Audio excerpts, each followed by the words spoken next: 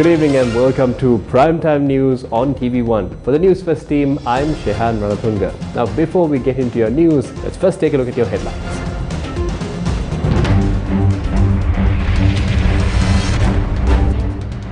Election Commission ready for local government election and a petition filed with Supreme Court seeking to suspend local government election. දැන් මෙවැනි තත්ත්වයක් තුල විරුද්ධ පක්ෂය තවදුරටත් හිතන්නේ මුදල්ලච්චු ගහලා ඡන්දයක් තියලා රට අරාජික කරන්න නම් මම හිතන්නේ ඒක ඊටාම අවාසනාවන්ත තත්ත්වයක්. රට වංගලොත් කරපු ආණ්ඩුවකට ජාත්‍යන්තරේ මුදල් දෙන්න කැමති නෑ. ජාත්‍යන්තරේ කැමති අලුත් ආණ්ඩුවක් එක ගනුදෙනු කරන්න. ඉතින් රටට අලුත් ආණ්ඩුවක් අවශ්‍යයි. රට ඉස්සරහට යන්න. Electricity engineers want Minister Kanchana Wijesekara removed. Tsunami ඇමතිවරයෙක් සාකච්ඡා කරන්න පුළුවන් ඇමතිවරයෙක් අපිට ලබා දෙන්න. Is the government decision to import eggs another attempt to loot money? ඒ කොමිස් කුට්ටිය වෙනුවෙන් අපේ දේවල් ටික විදේශ සමාගම් වලට පවරන්න තමයි මේ උත්සාහ කරමින් ඉන්නේ. අමුද්‍රව්‍ය සපයන ක්‍රමවේදයක් හදන්න බැරුව ජාවාරම්කාරයින්ට ඉඩ හදලා බිත්තර මිල ඉහළ ගියාට පස්සේ ගොවියගේ කරපිටින් මේක යවන්න ලෑස්ති වෙන්න එපා. How did Kanchipani Imran flee to India days after securing bail? සාමාන්‍යයෙන් අපේ බුද්ධියන්සේ පසුබෑමක් තිබුණාද කියන ප්‍රශ්නේ තිබෙනවා. Vasantha writes to the masses from prison. Brazilians bid farewell to Pelé with 24-hour wake and coffin procession. Will elections be held before the 10th of March 2023? 67 days more.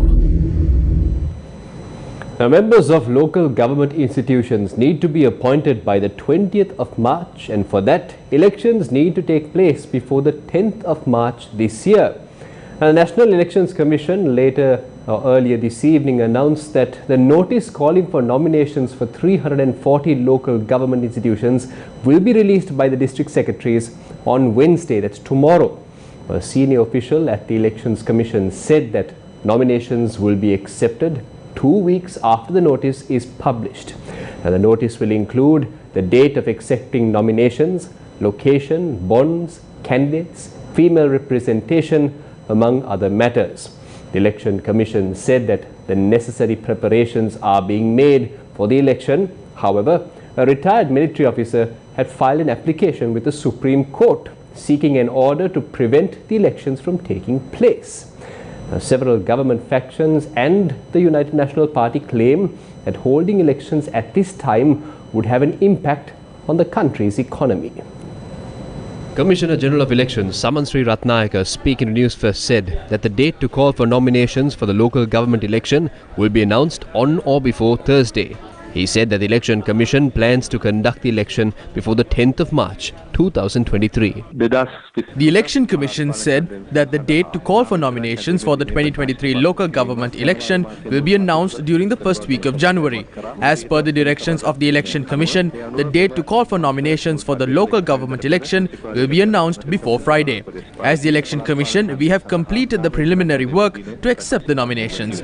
We have completed work on the Gazette notification regarding the district returning officers and the returning officers for the local government institutions. Political parties have also completed their lists. What is left is to announce the date to call for nominations. The Election Commission is prepared for that.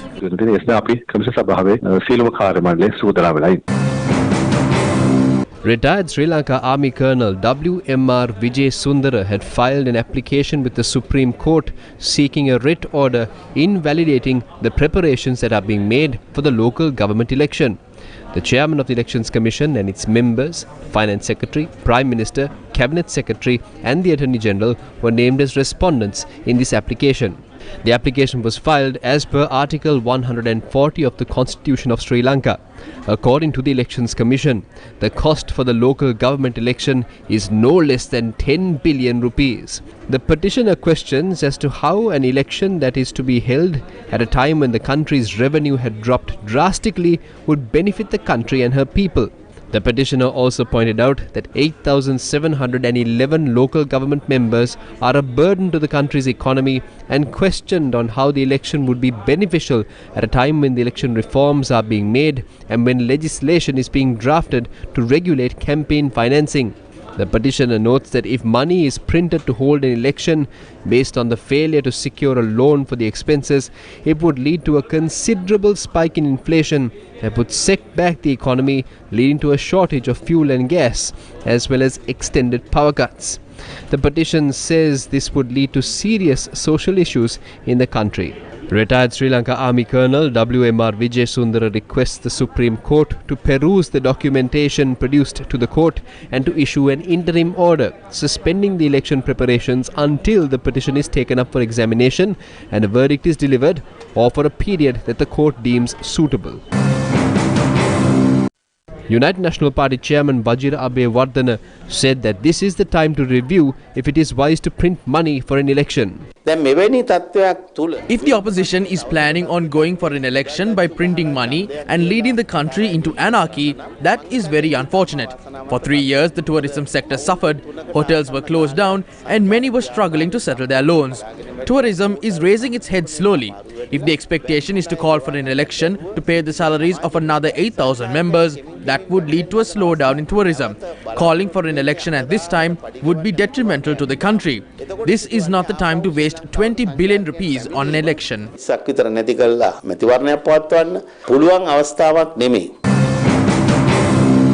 State Minister Shantha Bandara says the cost for the election needs to be reconsidered. More than 3.8 million families seek assistance to survive. There is a risk of malnutrition as well. Are we to take care of these 3.8 million families or call for an election? A decision needs to be made. The people want to cut down the 8,000 plus local government members to around 4,000.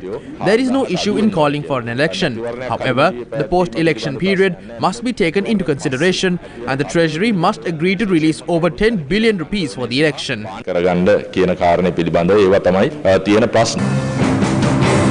Cabinet spokesperson and Minister Bandulu Gunawardena says that political parties have been advised to prepare their nominations lists despite the financial issue. There is a funding issue. However, the government policy related to an election is that all political parties must be prepared for the election and have their nominations ready.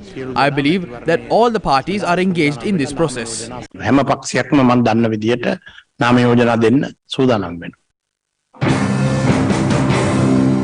The Samagi Janabalawekya noted that the International Monetary Fund has emphasized the need for a government with a proper mandate. The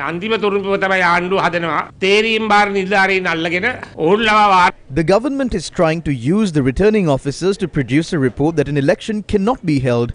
I request the returning officers and the district secretaries not to fall for this. If the election is postponed illegally, we will go to court. When the economic crisis began, the IMF came to Sri Lanka for talks. They clearly said that the government needs a mandate. If the elections are delayed, there is no doubt that the IMF funds will also be delayed. The IMF will not want to release funds to a government that led the country to bankruptcy. The international community wants to deal with a new government. The country needs a new government to move ahead.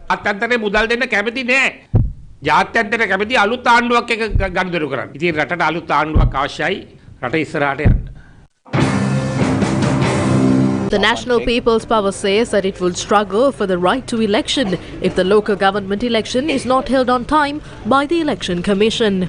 The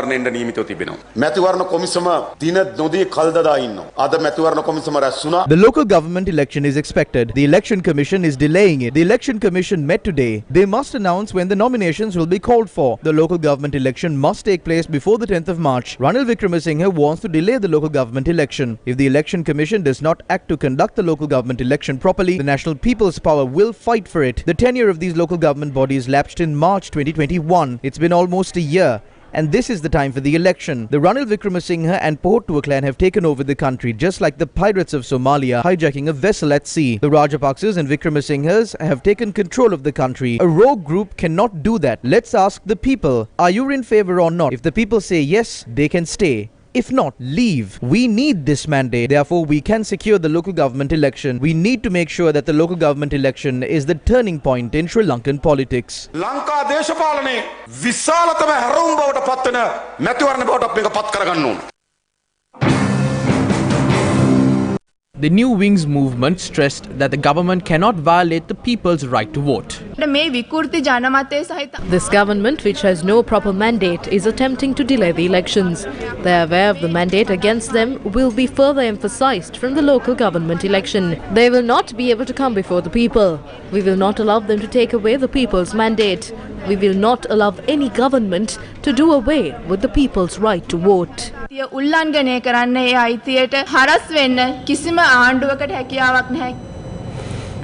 though the government says it is short of funds to call for the local government election, the cabinet yesterday gave the green light to import eggs.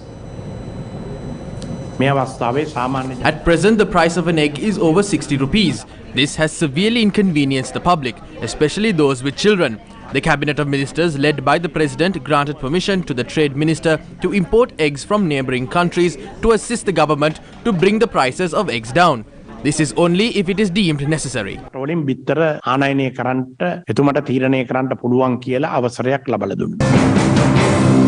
The poultry traders protection movement voiced its objection regarding this move. If eggs are imported from India, it puts the industry at risk. Do not try to pin this on the poultry farmers over your failure to provide the raw materials and pave the way for errant businesses.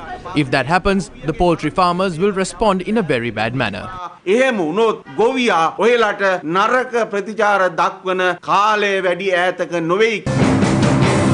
The price of an egg in the local market is between 60 and 70 rupees.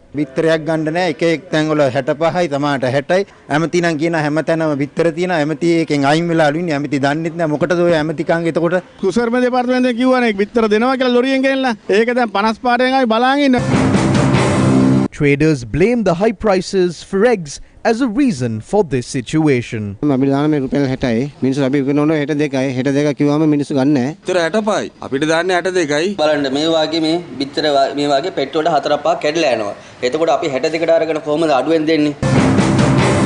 News First came across a group who appreciate the decision to import eggs.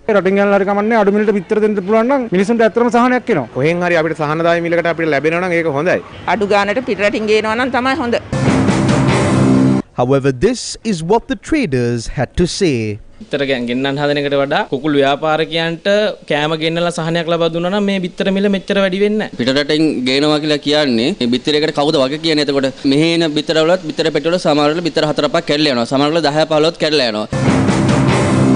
Some traders claim that an egg shortage was created on purpose so that certain factions can loot the public. මේ සිද්ධව කරමින් යන්නේ විදේශ සමාගම් වලට අපේ නිෂ්පාදනයන් ටික පවර්ලා දෙන්න. ඒ විදේශ සමාගම් වලට නිෂ්පාදනයට පවර්ලා දුන්නාට පස්සේ විදේශ රටවලින් ගෙනාවට පස්සේ ඇමතිවරුන්ට මැතිවරුන්ට ලොකු ලොක්කන්ට මේකේ කොමිස් කුට්ටියක් එනවා. ඒ කොමිස් කුට්ටිය වෙනුවෙන් අපේ දේවල් ටික විදේශ සමාගම් වලට පවරන්න තමයි මේ උත්සාහ කරමින් ඉන්නේ. Do you remember the sugar tax scam? The tax on a kilogram of imported sugar was reduced from 50 rupees to just 25 cents.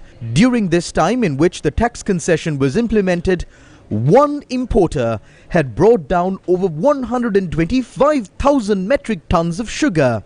While other importers paid a tax of 50 rupees, this specific importer only paid 25 cents per kilo as tax. 2,000 metric tons of sugar imported by this one specific importer was then sold to Sathosa, which gave them more profits.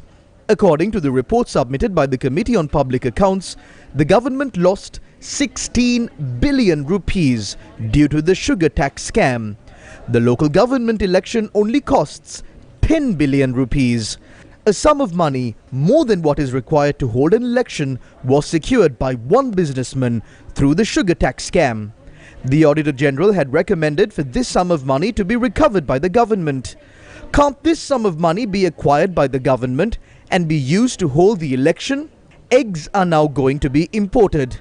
Scams similar to the sugar tax scam could be perpetrated during the importation of eggs as well.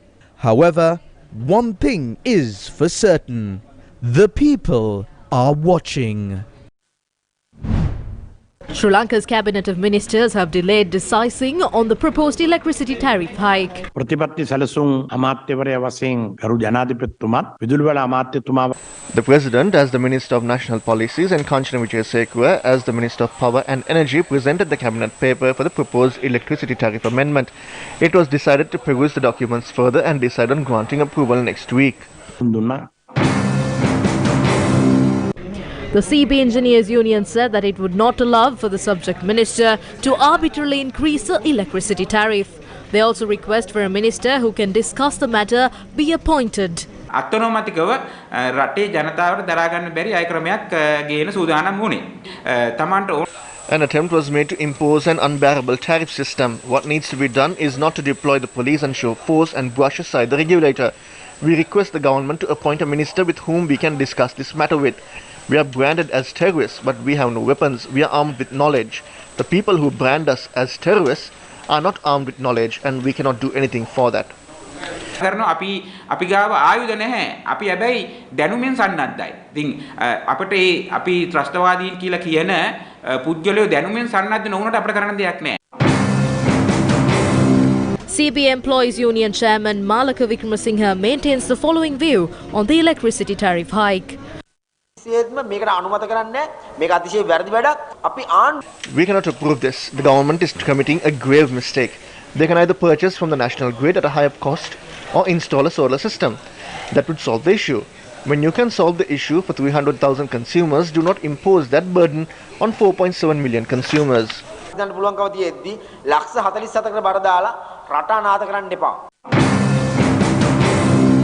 The program to collect 6.9 million signatures against the move to increase electricity tariffs took place in Nugegoda. The minister did not play because the pitch did not suit him. We will not allow him to do this. We are ashamed to speak about the cabinet of ministers. We will not back down from this struggle against the corrupt cabinet, Ranil Wickramasinghe and his government. Ranil Wickremesinghe මේ දූෂිත ආණ්ඩුවට එරෙහිවත් මේ වැඩි වෙන විදුලි බිල වැඩි කිරීමට එරෙහිවත් අපේ සටන අපි අයින් කරගන්න. Sri Lanka is now planning to impose an income tax from 6% to 36% from January for every monthly income of more than 100,000 rupees. Professionals have strongly opposed this attempt. Professionals including engineers obtained signature to a petition against this move at the head office of the Ceylon Electricity Board in Colombo. Signatures for a petition were also obtained at the Deputy General Manager's office of the CEB for the Uva province. Over 100 CEB engineers have gone overseas. This income tax is leading to massive brain drain in the country. It would be impossible to maintain the CEB. The Government Medical Officers Association also signed a petition at the Dahiyattakandia Base Hospital. All health and other related institutions are in a very serious situation. If we talk about the health sector, there is a shortage of medicine and equipment. If these taxes are unfairly imposed on these professionals, they will be discouraged and the professionals will leave the country.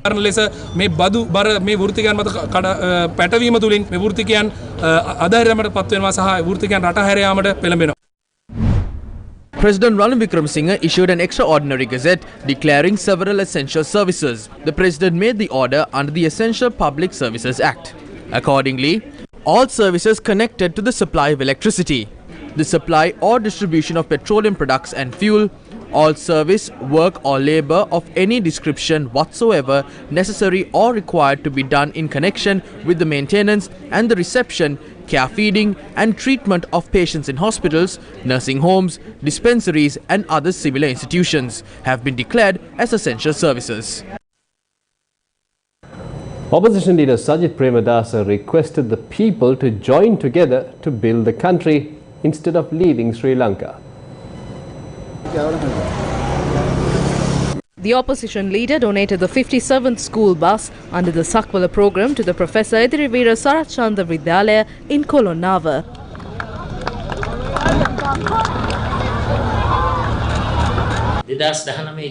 නිලැඳුම් කට්ටල දෙකකුත් සපත්තු කුට්ටමකුත් ලබා ලක්ෂ ගාණක් ඒක ප්‍රතික්ෂේප අපිට ඕනේ නිලැඳුම් සපත්තු කුට්ටන්න නෙවෙයි අපිට ඕනේ සූර්යෙක් කියලා. Brain drain is becoming a serious concern. The people of our country are abandoning our own motherland. I have one request. Do not abandon the country. There is a silver lining even within this darkness. That silver lining is created by the collective efforts of 22 million citizens in this country who are diligent, daring, talented, and also make sacrifices. This country can overcome this challenge. I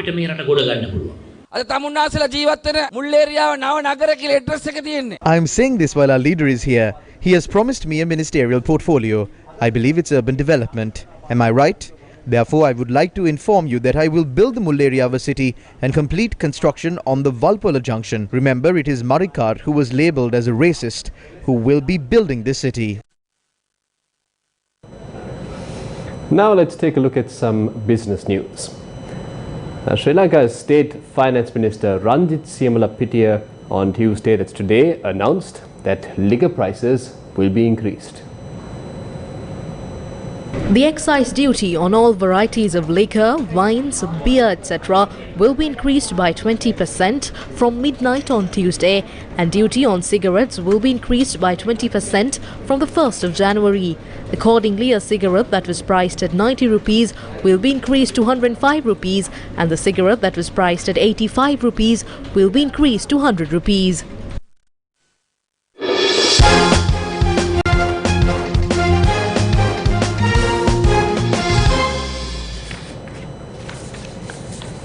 Now in your sports news is our Gymkhana hero and rally driver Ken Block died yesterday following a snowmobile accident. Now Block, a prolific figure in the car community, was 55 years old at the time.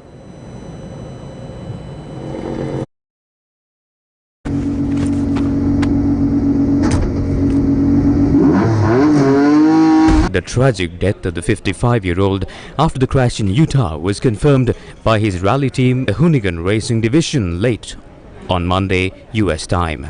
Block, co-founder of DC Shoes, began rallying in his native USA in 2005, initially in the Rally America series. Within 2 years, he was making cameos in the World Rally Championship, his presence in the WRC growing in 2010 when he signed a deal with Ford to drive for what was initially known as the Monster World Rally team. His association with Ford led to Block competing in the Global Rallycross Championship with the team, which was rebranded as Hoonigan Racing Division in 2012.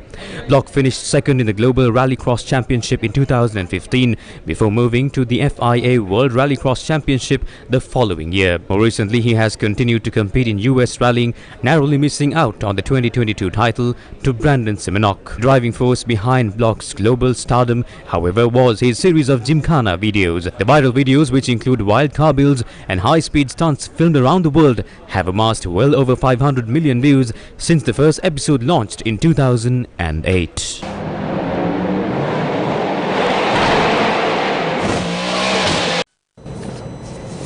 Now in some other news here at home.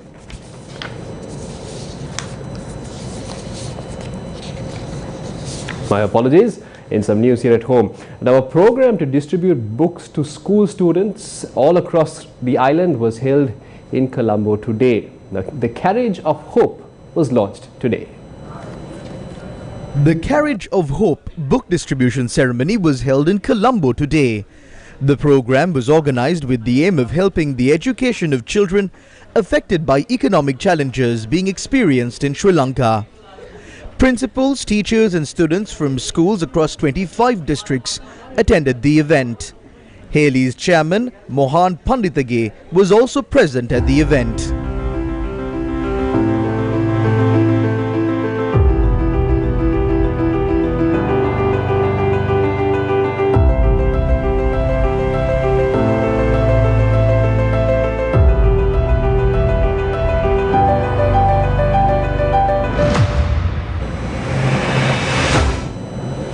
Indian media have reported that Najim Mohammed Imran, alias Kanjipani Imran, who is a leading drug trafficker in the country, had fled to India and is now preparing to enter Pakistan from there.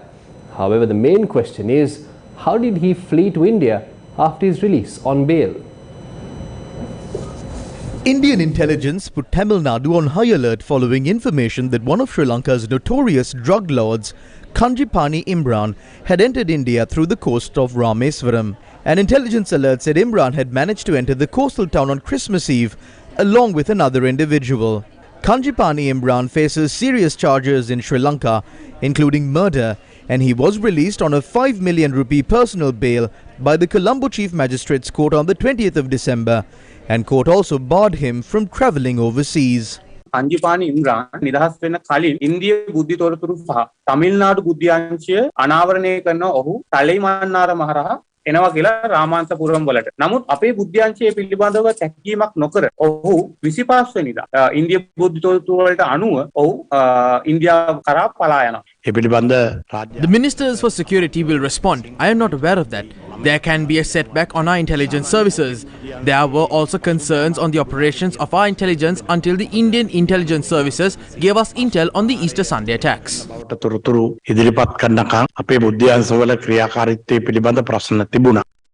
Convener of the Inter-University Students Federation, Vasantha Mudalige, who was placed under remand custody after being detained under the Prevention of Terrorism Act, addressed an open letter to the people of Sri Lanka. The letter states that the Aragalaya must be chosen to ensure the right to life and that the student movement is ready to make any sacrifice to achieve this. In his letter, Vasantha Mudalige says that while the real terrorists roam free, the people who have been branded as terrorists languish in prison. He says that the 1st of January was his 135th day in prison after fighting for the welfare of the society and calling for economic and political change in the country. He added that there are many more people who fought for the same cause languishing in jail. He further points out that the lives of people in the middle class have collapsed due to the crisis and says that the situation would completely wipe out a middle class in society. Vasantha Mudalige says that the aspirations of the people's struggle have not yet been accomplished and adds that the Ranil Rajapaksa junta continue to act as they did before. Vasantha Mudalige further states that the government has launched a massive smear campaign to discredit the people's struggle with the intention of covering up their own failures and ineptitude. He points out that all people must unite despite such smear campaigns launched by the government. In his open letter, Vasantha Mudalige adds that this is only the beginning of the Aragalaya and that the people's struggle is far from over. Now, a detailed report on Kanjipani Imran will be made available on our social media platforms, so do visit there. Now, thousands of mourners queued through the night to pay respects to Brazil legend Pelé, who was laying in state at the stadium of his former club, Santos.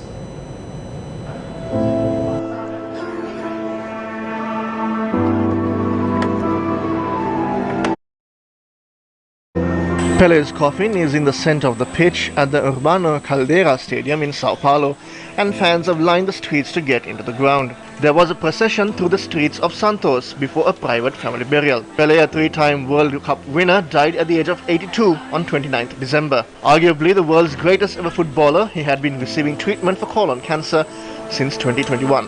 Brazil's government declared 3 days of national mourning after his death, and the country's new president, Luiz Inácio Lula da Silva, travelled to Santos to pay his respects as the 24-hour vigil draws to a close.